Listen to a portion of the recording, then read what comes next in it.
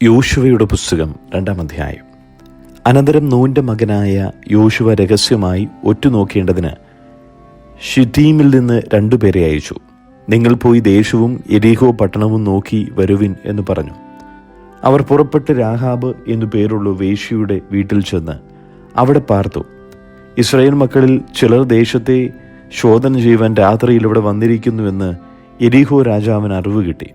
യെരിഹോ രാജാവ് രാഹാബിന്റെ അടുക്കൽ ആളയച്ചു. നിന്റെ അടുക്കൽ വന്ന് വീട്ടിൽ കയറിയിരിക്കുന്ന മനുഷ്യരെ പുറത്തിറക്കി തരിക, അവർ ദേശമൊക്കെയും ഒറ്റുനോക്കുവാൻ വന്നിരിക്കുന്നു എന്ന് പറയിച്ചു. ആ സ്ത്രീ അവരെ 2 പേരെയും കൂട്ടിക്കൊണ്ടുപോയി ഒളിപ്പിച്ചിട്ട്, അവർ എൻ്റെ അടുക്കൽ വന്നിരുന്നു എങ്കിലും എവിടുത്തുകാരെന്ന് ഞാൻ അറിഞ്ഞില്ല. ഇരുട്ടായപ്പോൾ പട്ടണവാതിൽ അടയ്ക്കുന്ന സമയത്ത് അവർ പുറപ്പെട്ടു പോയി. എവിടേക്ക് പോയി എന്ന് ഞാൻ അറിയുന്നില്ല. വേഗത്തിൽ അവരുടെ പിന്നാലെ ചൊല്ലുവിൻ, എന്നാൽ അവരെ കണ്ടുപിടിക്കാം എന്ന് പറഞ്ഞു. എന്നാൽ അവൾ അവരെ വീട്ടിൻ മുകളിൽ കൊണ്ടുപോയി അവിടെ അടുക്കി വെച്ചിരുന്ന ചണത്തണ്ടുകളുടെ ഇടയിൽ ഒളിപ്പിച്ചിരുന്നു. ആ ആളുകൾ യോർദാനിലേക്കുള്ള വഴിയായി കടവുകൾ വരെ അവരെ തിരഞ്ഞു ചെന്നവർ പുറപ്പെട്ട ഉടനെ പട്ടണവാതിൽ അടച്ചു. എന്നാൽ അവർ കിടപ്പാൻ പോകും മുമ്പേ അവൾ മുകളിൽ അവരുടെ അടുക്കൽ ചെന്ന് അവരോട് പറഞ്ഞത്, യഹോവ ഈ ദേശം നിങ്ങൾക്ക് തന്നിരിക്കുന്നു. നിങ്ങളെയുള്ള ഭീതി ഞങ്ങളുടെ മേൽ വീണിരിക്കുന്നു. ഈ ദേശത്തിലെ നിവാസികൾ എല്ലാവരും നിങ്ങളുടെ നിമിത്തം ഉരുകിപ്പോകുന്നു എന്ന് ഞാൻ അറിയുന്നു. നിങ്ങൾ മിസ്രയീമിൽ നിന്ന് പുറപ്പെട്ടു വരുമ്പോൾ യഹോവ നിങ്ങൾക്ക് വേണ്ടി ചെങ്കടലിനെ വെള്ളം വറ്റിച്ചതും യോർദാൻ അക്കരെ വെച്ച് നിങ്ങൾ നിർമൂലമാക്കിയ സീഹോൻ, ഓഗ് എന്ന 2 അമോരി രാജാക്കന്മാരോട് ചെയ്തതും ഞങ്ങൾ കേട്ടു. കേട്ടപ്പോൾ തന്നെ ഞങ്ങളുടെ ഹൃദയം ഉരുകി. നിങ്ങളുടെ നിമിത്തം എല്ലാവർക്കും ധൈര്യം കെട്ടുപോയി.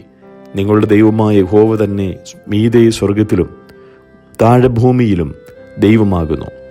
ആകയാൽ ഞാൻ നിങ്ങളോട് ദയ ചെയ്യുക കൊണ്ട് നിങ്ങളും എൻ്റെ പിതൃഭവനത്തോട് ദയ ചെയ്ത് എൻ്റെ അപ്പനെയും അമ്മയെയും എൻ്റെ സഹോദരന്മാരെയും അവർക്കുള്ള സകലത്തെയും ജീവനോട് രക്ഷിച്ച് ഞങ്ങളുടെ ജീവനെ മരണത്തിൽ നിന്ന് വിടുവിക്കുമെന്ന് യഹോവയെ ചൊല്ലി എന്നോട് സത്യം ചെയ്യുകയും ഉറപ്പുള്ള ഒരു ലക്ഷ്യം തരികയും വേണം. അവർ അവളോട്, ഞങ്ങളുടെ ഈ കാര്യം നിങ്ങൾ അറിയിക്കാതിരുന്നതിനാൽ നിങ്ങളുടെ ജീവൻ പകരം ഞങ്ങളുടെ ജീവൻ വെച്ചുകൊടുക്കും. യഹോവ ഈ ദേശം ഞങ്ങൾക്ക് തരുമ്പോൾ ഞങ്ങൾ നിന്നോട് ദയയും വിശ്വസ്തതയും കാണിക്കും എന്നുത്തരം പറഞ്ഞു. എന്നാറേ അവൾ അവരെ കിളിവാതിലിലൂടെ ഒരു കയറുകെട്ടി ഇറക്കി. അവളുടെ വീട് കോട്ടമതിലിന്മേലായിരുന്നു. അവൾ മതിലിന്മേൽ പാർത്തിരുന്നു. അവൾ അവരോട്, തിരഞ്ഞുപോയവർ നിങ്ങളെ കണ്ടുപിടിക്കാതിരിക്കേണ്ടതിന് നിങ്ങൾ പർവ്വതത്തിൽ കയറി അവർ മടങ്ങി വരുവോളം 3 ദിവസം അവിടെ ഒളിച്ചിരിപ്പിൻ. അതിന് ശേഷം നിങ്ങൾക്ക് വഴിക്ക് പോകാം എന്ന് പറഞ്ഞു.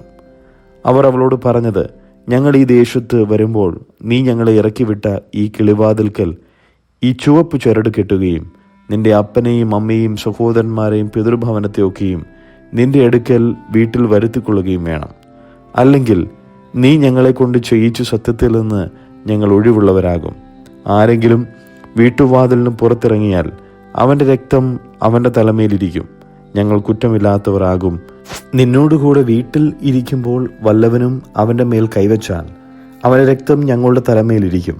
എന്നാൽ നീ ഞങ്ങളുടെ കാര്യം അറിയിച്ചാൽ നീ ഞങ്ങളെക്കൊണ്ട് ചെയ്യിച്ച് സത്യത്തിൽ നിന്ന് ഞങ്ങൾ ഒഴിവുള്ളവരാകും. അതിനവൾ, നിങ്ങൾ പറഞ്ഞ പോലെ ആകട്ടെ എന്ന് പറഞ്ഞ് അവരെ അയച്ചു. അങ്ങനെ അവർ പോയി. അവൾ ആ ചുവപ്പ് ചരട് കിളിവാതിൽക്കൽ കെട്ടി. അവർ പുറപ്പെട്ട് പർവ്വതത്തിൽ ചെന്നു. തിരഞ്ഞുപോയവർ മടങ്ങിപ്പോരും വരെ 3 ദിവസം അവിടെ താമസിച്ചു. തിരഞ്ഞുപോയവർ വഴിനീളെ അവരെ അന്വേഷിച്ചു, കണ്ടില്ല താനും. അങ്ങനെ അവർ ഇരുവരും പർവ്വതത്തിൽ നിന്നിറങ്ങി അക്കരെ കടന്ന് നൂന്റെ മകനായ യോശുവയുടെ അടുക്കൽ ചെന്ന് തങ്ങൾക്ക് സംഭവിച്ചതൊക്കെയും അവനെ അറിയിച്ചു. യഹോവ ദേശമൊക്കെയും നമ്മുടെ കയ്യിൽ ഏൽപ്പിച്ചിരിക്കുന്നു നിശ്ചയം. ദേശത്തിലെ നിവാസികളെല്ലാവരും നമ്മുടെ നിമിത്തം ഉരുകിപ്പോകുന്നുവെന്ന് അവർ യോശുവയോട് പറഞ്ഞു. സങ്കീർത്തനങ്ങൾ 148. യഹോവയെ സ്തുതിപ്പിൻ, സ്വർഗത്തിൽ നിന്ന് യഹോവയെ സ്തുതിപ്പിൻ, ഉന്നതങ്ങളിൽ അവനെ സ്തുതിപ്പിൻ.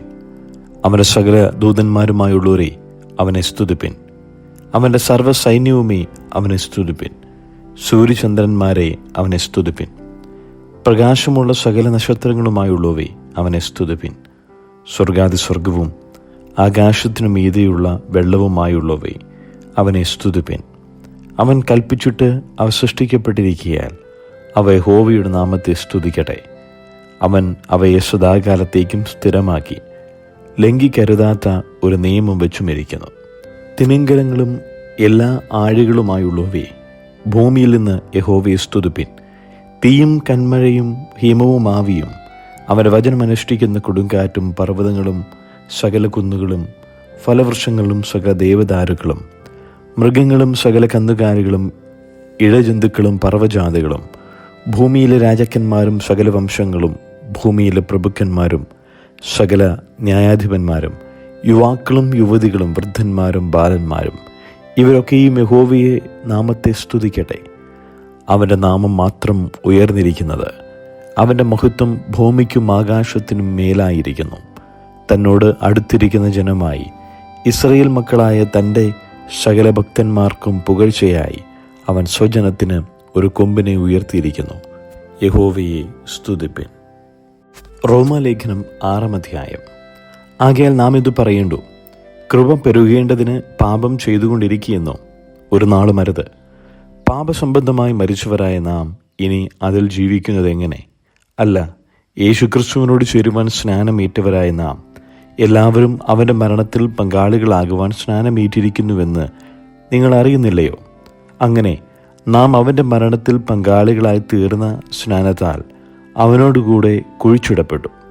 ക്രിസ്തു മരിച്ചിട്ട് പിതാവിൻ്റെ മഹിമയാൽ ജീവിച്ചെഴുന്നേറ്റതുപോലെ നാമും ജീവൻ്റെ പുതുക്കത്തിൽ നടക്കേണ്ടതിന് തന്നെ അവൻ്റെ മരണത്തിൻ്റെ സാദൃശ്യത്തോട് നാം ഏകീഭവിച്ചവരാകിയെങ്കിൽ പുനരുത്ഥാനത്തിൻ്റെ സാദൃശ്യത്തോടും ഏകീഭവിക്കും. നാം ഇനി പാപത്തിന് അടിമപ്പെടാതെ വണ്ണം പാപശരീരത്തിന് നീക്കം വരേണ്ടതിന് നമ്മുടെ പഴയ മനുഷ്യൻ അവനോടുകൂടെ ക്രൂശിക്കപ്പെട്ടു എന്ന് നാം അറിയുന്നു. അങ്ങനെ മരിച്ചവൻ പാപത്തിൽ നിന്ന് മോചനം പ്രാപിച്ചിരിക്കുന്നു. നാം ക്രിസ്തുവിനോടുകൂടെ മരിച്ചുവെങ്കിൽ അവനോട് കൂടെ ജീവിക്കും എന്ന് വിശ്വസിക്കുന്നു. ക്രിസ്തു മരിച്ചിട്ട് ഉയർത്തെഴുന്നേറ്റിരിക്കിയാൽ ഇനി മരിക്കുകയില്ല. മരണത്തിന് അവൻ്റെ മേലിനി കർത്തൃത്വമില്ല എന്ന് നാം അറിയുന്നുവല്ലോ. അവൻ മരിച്ചത് പാപസംബന്ധമായി ഒരിക്കലായിട്ട് മരിച്ചു. അവൻ ജീവിക്കുന്നതോ ദൈവത്തിന് ജീവിക്കുന്നു. അവണ്ണം നിങ്ങളും പാപസംബന്ധമായി മരിച്ചവർ എന്നും ക്രിസ്തുയേശുവിൽ ദൈവത്തിന് ജീവിക്കുന്നവർ എന്നും നിങ്ങളെ തന്നെ എണ്ണുവിൻ. ആകയാൽ പാപം നിങ്ങളുടെ മർത്യശരീരത്തിൽ അതിൻ്റെ മോഹങ്ങളെ അനുസരിക്കുമാറ് ഇനി വാടരുത്. നിങ്ങളുടെ അവയവങ്ങളെ അനീതിയുടെ ആയുധമായി പാപത്തിന് സമർപ്പിക്കുകയും അരുത്. നിങ്ങളെ തന്നെ മരിച്ചിട്ട് ജീവിക്കുന്നവരായും നിങ്ങളുടെ അവയവങ്ങളെ നീതിയുടെ ആയുധങ്ങളായും ദൈവത്തിന് സമർപ്പിച്ചുകൊള്ളുവിൻ. നിങ്ങൾ ന്യായപ്രമാണത്തിനല്ല കൃപയ്ക്കത്രേ അധീനരാകിയാൽ പാപം നിങ്ങളിൽ കർത്തൃത്വം നടത്തുക ഇല്ലല്ലോ. എന്നാൽ എന്ത്? ന്യായപ്രമാണത്തിനല്ല കൃപയ്ക്കത്രേ അധീനരാകിയാൽ നാം പാപം ചെയ്തു എന്നോ? ഒരു നാളും അരുത്. നിങ്ങൾ ദാസന്മാരായി അനുസരിപ്പാൻ നിങ്ങളെ തന്നെ സമർപ്പിക്കുകയും നിങ്ങൾ അനുസരിച്ചു പോരുകയും ചെയ്യുന്നത് ദാസന്മാർ ആകുന്നു എന്നറിയുന്നില്ലയോ? ഒന്നുകിൽ മരണത്തിനായി പാപത്തിൻ്റെ ദാസന്മാർ, അല്ലെങ്കിൽ നീതിക്കായി അനുസരണത്തിൻ്റെ ദാസന്മാർ. എന്നാൽ നിങ്ങൾ പാപത്തിൻ്റെ ദാസന്മാർ ആയിരുന്നുവെങ്കിലും നിങ്ങളെ പഠിപ്പിച്ച ഉപദേശരൂപത്തെ ഹൃദയപൂർവ്വം അനുസരിച്ച് പാപത്തിൽ നിന്ന് സ്വാതന്ത്ര്യം ലഭിച്ചു നീതിക്ക് ദാസന്മാരായി തീർന്നതുകൊണ്ട് ദൈവത്തിന് സ്തോത്രം. നിങ്ങളുടെ ജഡത്തിൻ്റെ ശരീര നിമിത്തം ഞാൻ മാനുഷ്യരീതിയിൽ പറയുന്നു, നിങ്ങളുടെ അവയവങ്ങളെ അധർമ്മത്തിനായി അശുദ്ധിക്കും അധർമ്മത്തിനും അടിമകളാക്കി സമർപ്പിച്ചതുപോലെ ഇപ്പോൾ നിങ്ങളുടെ അവയവങ്ങളെ വിശുദ്ധീകരണത്തിനായി നീതിക്ക് അടിമകളായി സമർപ്പിപ്പിൻ. നിങ്ങൾ പാപത്തിന് ദാസന്മാരായിരുന്നപ്പോൾ നീതിയെ സംബന്ധിച്ച് സ്വതന്ത്രരായിരുന്നുവല്ലോ. നിങ്ങൾക്ക് അന്ന് എന്തൊരു ഫലമുണ്ടായിരുന്നു? അപ്പോൾ നിങ്ങൾക്ക് ലജ്ജ തോന്നുന്നത് തന്നെ. അതിൻ്റെ അവസാനം മരണമല്ലോ.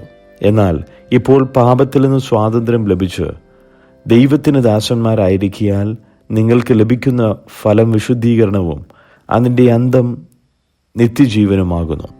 പാപത്തിൻ്റെ ശമ്പളം മരണമത്രേ, ദൈവത്തിൻ്റെ കൃപാവരമോ നമ്മുടെ കർത്താവായ യേശു ക്രിസ്തുവിൻ്റെ നിത്യജീവൻ തന്നെ.